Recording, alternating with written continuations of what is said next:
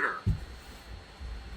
Climate change doesn't hire Fulani gangs to rape and murder in Biafra. The authorities in Abuja do. And we need to recognize that reality.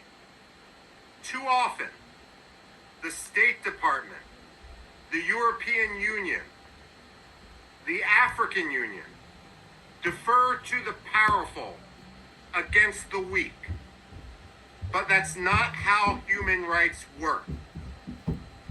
When it comes to the abuses of the Nigerian government, they must be held to account.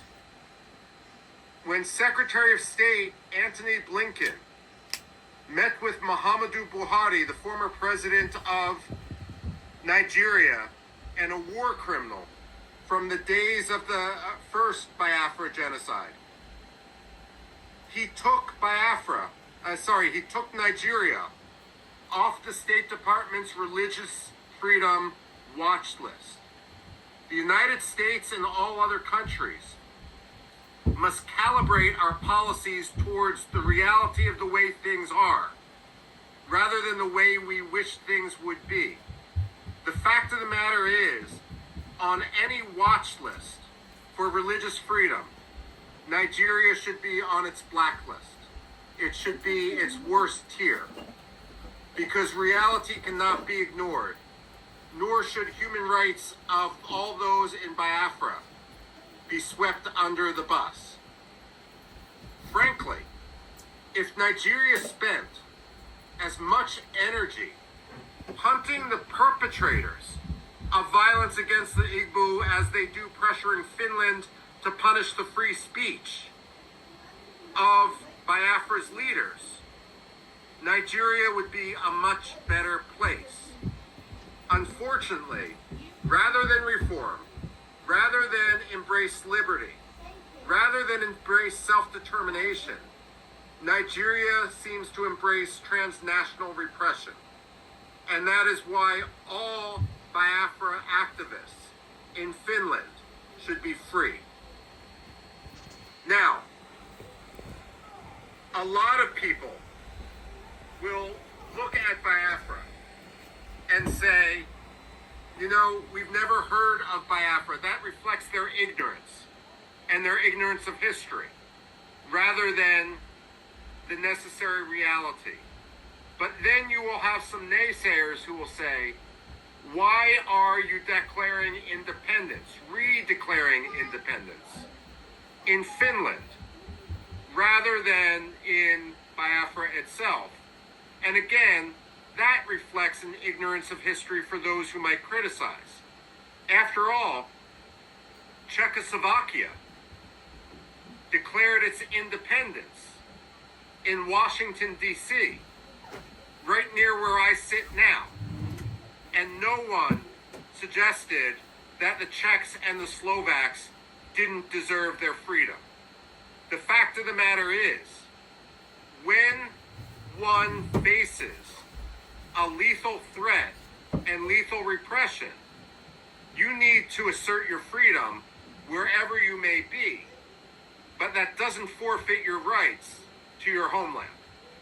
So, when it comes to Biafra, what I see is everything being done right.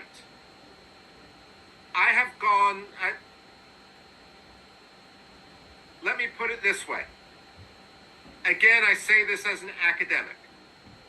I've been to many places around the world in which people desire their freedom. I've been to Iraqi Kurdistan, Turkish Kurdistan, and Syrian Kurdistan. And I've written a book where, while I empathize with the Kurds, they are not yet ready for independence because they have not taken the basic steps to form a unitary government that can step into the vacuum on day one and lead their people. That is something that the Biafrans have, a mistake the Biafrans have not made. What I see today with the organization of the Biafrans has been absolutely and completely admirable. You are not simply symbolically declaring independence. You are setting in motion a government which can take over all functions of the government. Now, some people may complain that Biafra now has its own army, and they may say that is a terrorist action. They are wrong.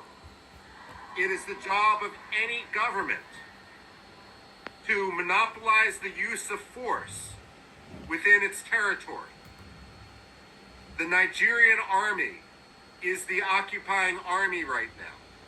Its job is not to monopolize the use of force within Biafra, because they have shown when they use force, they use it not for security, but to perpetrate insecurity.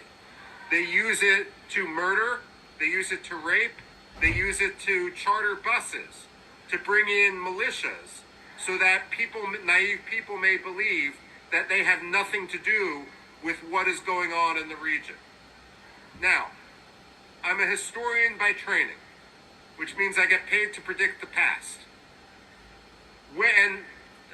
Also, speaking of pay, let me be clear.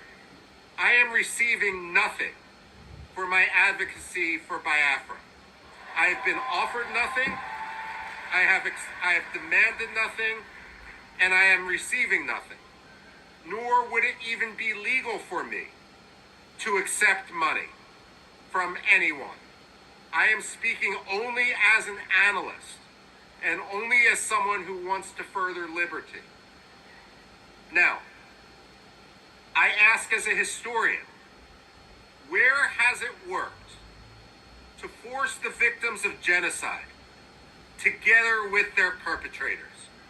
Where in history has that ever worked? Aggressors must understand that if they turn to genocide, they will always lose. The fact of the matter is, Nigeria lost Biafra in 1967. They may have won the war temporarily, but they permanently lost Biafra. The decisions they made 57 years ago forfeited any rights they have to control, to occupy, to speak on behalf of the people of Biafra. Let me conclude by saying, as an analyst again, I don't think the United States will be the first country to recognize Biafra. But I pray that it won't be the third country either.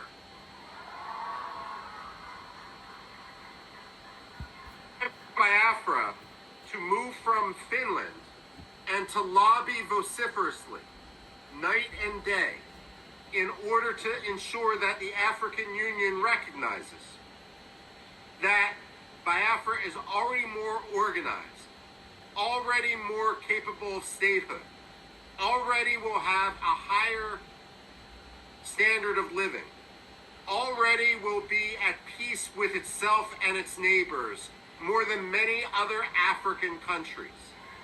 And therefore, it will be a boon to Africa, a boon to the African Union, a boon to the spread of democracy in the region, an anchor for stability in the region, in an area that is increasingly unstable, especially as people come from the north in order to destabilize.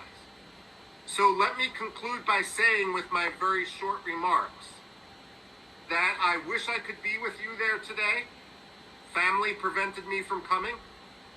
But I admire what you're doing, I follow what you're doing, and I pray for what you're doing. Long live Biafra.